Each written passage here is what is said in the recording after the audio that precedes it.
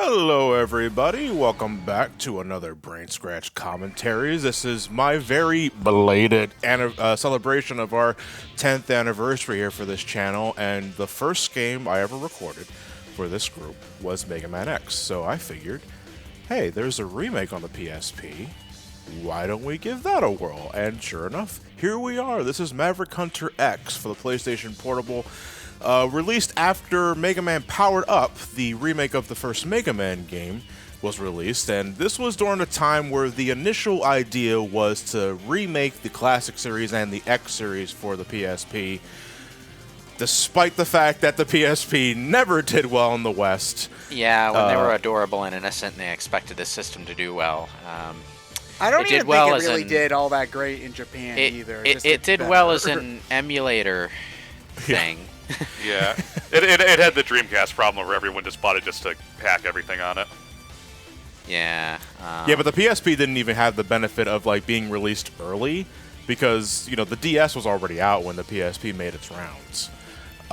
So it's not like it had the early bird special that the Dreamcast was able to relish in for 6 months, a year. 6 months to a year before just the mere mention of PS2 drowned it in eternal darkness. But that's yeah, a GameCube game, John. That's a game. I would say the GameCube fared better. No, than the Eternal Dreamcast. Darkness is a GameCube game. Oh, I'm sorry. I was a little slow on the uptake. Sanity's Requiem, yes, the horror game with the Lovecraft stuff in it. When did this game come out? 2005. Okay, yeah. So, I mean, I guess I kind of understand, because at that point, the PSP wasn't, like, dead on arrival. It wasn't new. dead in the water, but... It was still new. There was still reason to think that it could turn around, because the DS didn't immediately take off either, so... Briefly, the PSP enjoyed some interest because of, it was the stronger system by far compared to the DS. DS 3D at the time did not fare very well. PSP could actually do 3D. Not to mention, it was the first serious attempt at making a competitor to Nintendo's handheld. Yes. Honestly, ever. Because I don't think anybody even cared about the Game Gear. No. Ever. The Game Gear, the Atari Lynx, just to name a couple. The Game Gear had problems that prevented it from competing effectively, most notably the battery life. You can never take it off life support, yeah. Yeah, and don't even think about trying to play the Nomad portable, ironically. Well, see, I always took the Nomad as an alternative, not so much as like the answer to like handheld gaming. But yeah, but back in 2004, 2005, the PSP, I'd imagine for a lot of people was seen as a healthy alternative because to go into something that Lewis mentions, especially listen to the Sonic Rush commentary, you weren't particularly a fan of the dual screens, like the double screens. Yeah, you always looked at it as a gimmick. Two small screens that divided my attention. It only really worked for me in certain games, and it only really works. My for me. robots are dead. It only really works for me in certain games on the 3DS as well. Having a single bigger screen does it for me better than exactly. that. And I imagine that's what a lot of people thought about that too. It's like, oh, the DS has two screens. Like, my left eye has to go up and the right eye has to go down. Probably it's like it's not how it works at all. But no, but the PSP has a sexy wide screen, and look at the graphics on this thing. It looks, looks like borderline PS2. And then Pokemon comes out. And then Pokemon comes out, and the PSP is long forgotten. Okay, we're talking about how well graphics hold up, but honestly, X looks kind of. On a smaller screen, this doesn't look too bad, but it hasn't aged nearly as well as the sprites in the original. Unfortunately. Yeah, I was going to say, something just about the Super Nintendo just holds up better for me than this does. Like, as far look as at X's face. Have to admit, this resolution is surprising me. Are you perhaps playing this on an emulator? I'm playing it on an emulator. There is no way I'm getting this with component cables. Is this by any chance on the PSN store for the PS TV? Oh, for the Vita and all that? For the Vita and the PS TV. I don't know if it's on the TV. I want to say yes, but I don't know off the top of my head. I feel like that's probably the only way you're going to find this, because if I remember correctly, Battle Network and Maverick Hunter X are not Battle Network. What am I talking about? Powered Up and Maverick Hunter X are not exactly easy games to come across nowadays. Honestly, I don't see PSP games around anywhere anymore. They stopped giving them they stopped having them at GameStops and whatnot. I don't even see Vita games at GameStop. Most of the people who still play PSP games play them on the PSN store, but there are some that are just completely missing in action digitally, like notably Crisis Core, which doesn't have a digital version at all. God damn it. But But I'm just saying, like, I don't even feel like there's much of a retro scene around for the PSP. Like, retro stores have not really. PS games, Like but- No, when because and the biggest reason to invest in a PSP besides homebrew was its RPG scene. And if you know that, you already likely have the RPGs in question. most of the and- RPGs are also up for digital, so you Yes. can play them on the Vita. The PSP also did have like a set of cables. Well, the second model of the PSP had a set of cables that you could connect it to the TV with, but it would always like display a half-size screen in the middle of Yeah. a mostly black screen to avoid the problem of the resolution on this thing is really shit. Yeah. Then you blow it up to get rid of those the ratio, and it looks like ass anyway. Yeah, so the PS TV is like the only really way to get a full screen television experience with your PSP games. What? Which is why not having I can't hear you. I hear over the File. This is going to go. It's like I can't understand a word you're saying. I hate you. That sounds like Maverick talk to me. What? That sounds like Maverick. What? Yeah, so unfortunately, don't go into cutscenes with a charge shot because that sound will drown everything out. It is obnoxious. You'd think they would have, predicted that when they were developing the game, but Yes, Not. they had until the PS1 games to fix that, and I guess it's just to hold pay respects to the PS1 trilogy. no, I don't. Hey, you think can it actually is. beat. You can actually beat Vile. Never mind. you actually have to beat Vile in this version of the game, but it doesn't really matter anyway. Jesus Christ, Vile, you're so angry. If you lose to Vile, do you die? Yeah, you die. Okay. You should have died. You have to beat him in this. Wait, does this robot have big O arms? With like No, I the don't think so. pistons in the elbows that, Big O? Just me? No? Yeah, I Okay. think it's just you. Alright. Vile, have you seen the title? It's his name on the box, not yours. I thought I was the Maverick Hunter. I think it was from Big O that I remember that anyway. Probably. I only ever saw like 2 episodes of that when it was airing on Toonami. A giant robot Batman.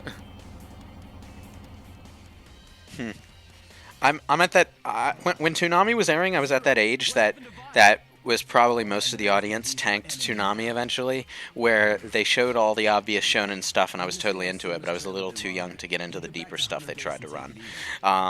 And they You mean wound like, up. you mean like that time they tried to show Oh my Ava? god! I'm sorry, but having known so much about this shipping, when X literally just says "let's hook up again later," I can't help but take it. It's a common platonic expression. No, God it's damn. not. Yes, it No. is. I mean, Not it's with an these old two, one. it isn't.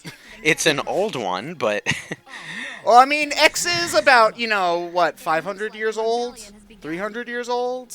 He's over 100 at this point in time because he was He was made at the end of 20XDX by Light, and then he was revived in 20XDXDX. it doesn't matter how old he is. He's an anime robot, so he's eternally a teenage boy. You know what? I really wish that Dr. Light hadn't invented that puberty chip. Not going for the dash. No, well, let's talk about that actually. So Maverick Hunter X, besides being a visual upgrade and sound and adding voice acting and all that sort of thing, also remixes a couple of things. So if you're a Mega Man X veteran and you decide to go Chill Penguin first, you As will you should do because you want the dash. You will be horribly surprised to learn that the leg upgrade is not in Chill Penguin stage anymore. It was moved to Flame Mammoth.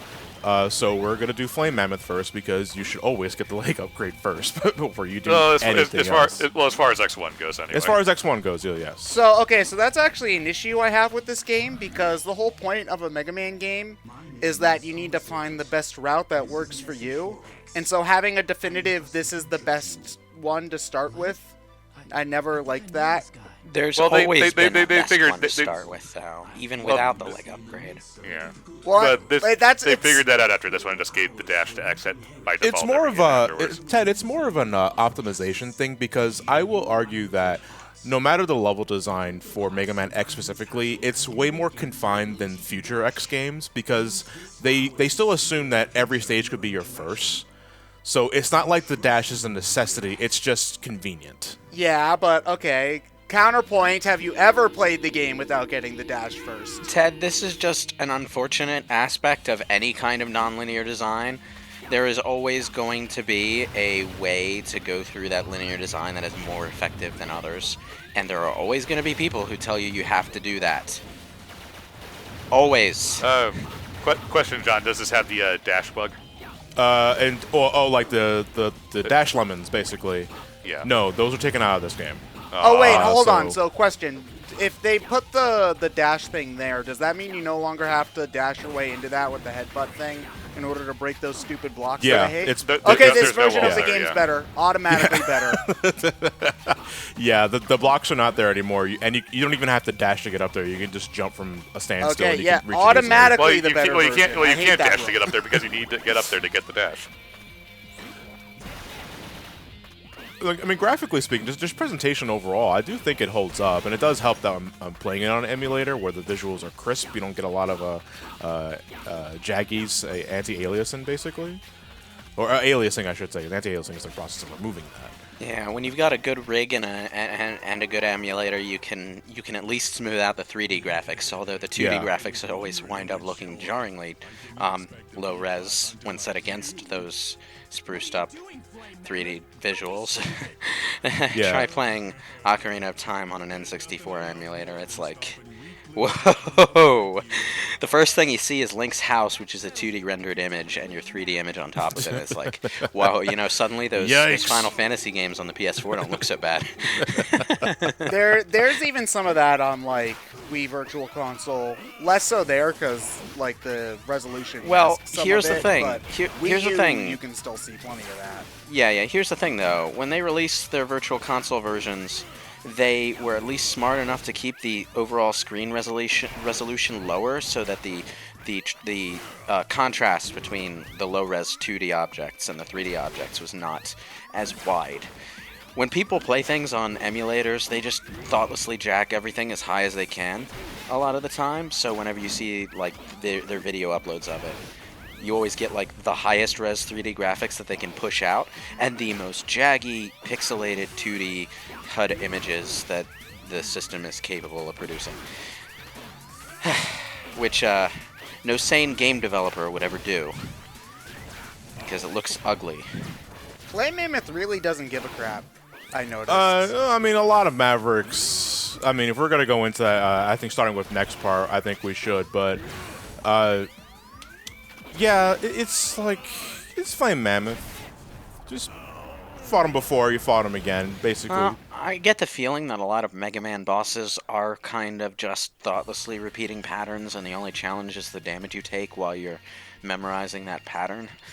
Yeah, but I felt like he moved around more when I played the game. That might just be like the snappier feeling of sprite. I would say, comparatively speaking, I would say that Maverick Hunter X is easier than the Super Nintendo version, if only because it has the same sort of thing that I said that Rondo of Blood PSP remake had, where because everything is 2.5D and everything's 3D models, they may share animations, but because animation is more fluid with 3D models, there's more wind-up to what they do, and it makes them easier to read.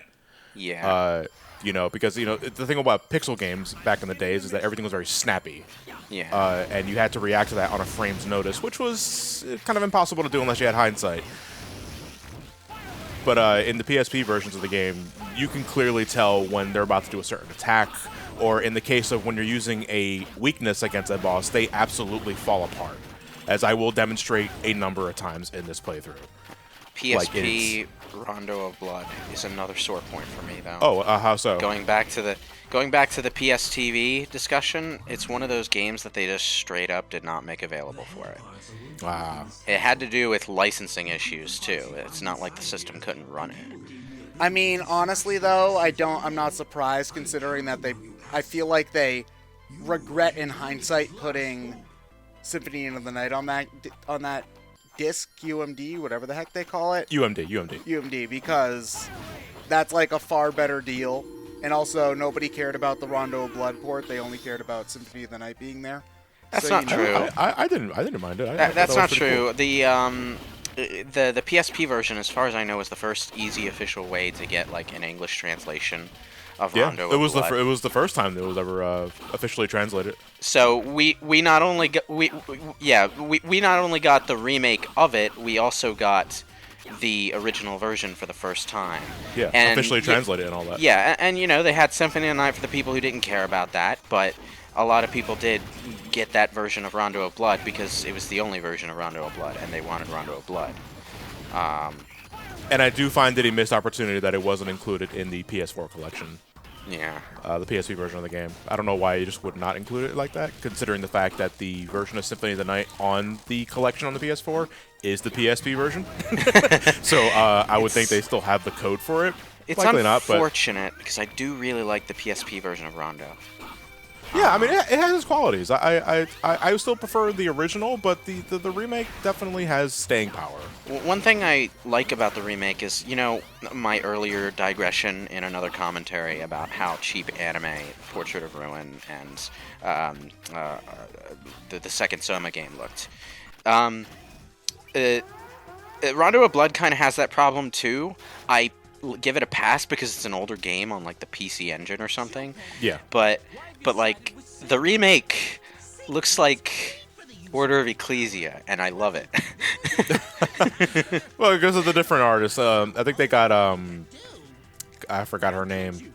It's Kojima, not that Kojima, but the other Kojima. Yeah, and I mean, Yami Kojima. I think it was Yami Kojima actually. The art style is so distinctly Castlevania that you can even take Maria seriously for like the first time and forever. Because prior to that remake, we've had cute little anime girl Maria and sexy leggy adult Maria from Symphony of the Night with no middle ground. And yeah, it's like the most Japanese thing I can imagine right now. Yeah. So this is most a prime Japanese example. thing I can This is a imagine prime example of what I'm talking about earlier. In the original, it was, to my knowledge, it was next to impossible to chain fire waves and just completely shut down Chill Penguin. In the PSP game, there's a little more wind-up to his attacks, and during that wind-up, his invincibility frames are gone, and you can pretty much get him in a lock right here. So he's more vulnerable, yeah. Yes. So basically, all of the bosses have the thing where you could just not try as soon as you figure out their weakness. Almost all of them. Some of them respond to attacks differently than others, and their staggering animation, you could say, are not as long. I sort of understand why they do this because the visual alternative is like in 2.5D fighting games based on old 2D franchises like Street Fighter, or goddamn King of Fighters, where everything just snaps into the move with no natural flow between animations, because that's the way fighting game fans like it with their stupid frame data bullshit. But yeah, there's a reason I'm a fan of Tekken and Dead or Alive over games like that. But it would look weird in a platformer, I think. Try and do it in real life. You'll likely dislocate your shoulder, kneecap at most. So don't do it.